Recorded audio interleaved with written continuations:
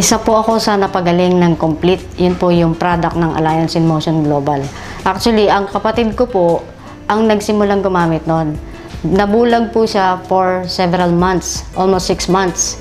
So, nang ma-introduce sa kanya yung Complete, nag-try siya, 2 boxes lang ang ininom niya. Nakakapagtaka, nakakita ulit siya. And then, after po nun, February last year, na-diagnose po ako na mayroon akong breast cyst sa dalawa.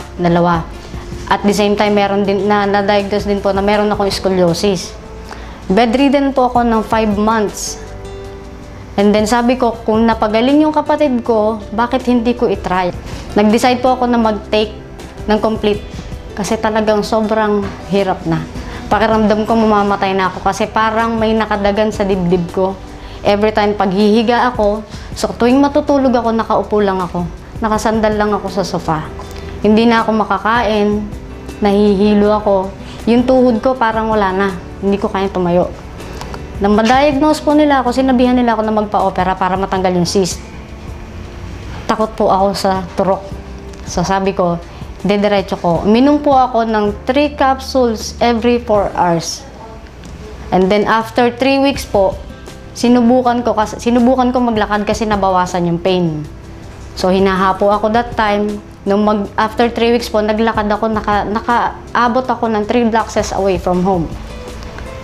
Pagkaraan po, after 5 weeks, nagsimula akong magbike. And then hanggang sa kasalukuyan po, dire-diretso po akong umiinom. Wala na po totally yung aking cyst. Hindi ko po alam kung paano natunaw yun, pero nawala po lahat ng pain.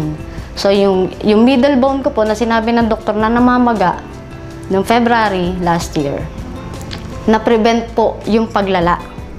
So, lahat ng pain na naramdaman ko, kung mararamdaman nyo lang yung sakit, parang hinihiwa yung likod ko mula sa batok ko hanggang sa dulo sa ilalim. Para siyang hinihiwa.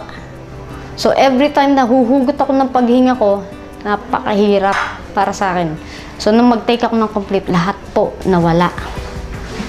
So, hanggang sa ngayon, dire-diretso po. Kaya lang ngayon, magme-maintain na lang ako. Pag nawawala po yung Complete, parang nanghihina ako. So, hindi pwedeng mawala sa akin yun. Napaka-imposible na paniwalaan na ako nakabangon. Maraming hindi naniwala sa akin na ako'y gagaling pa.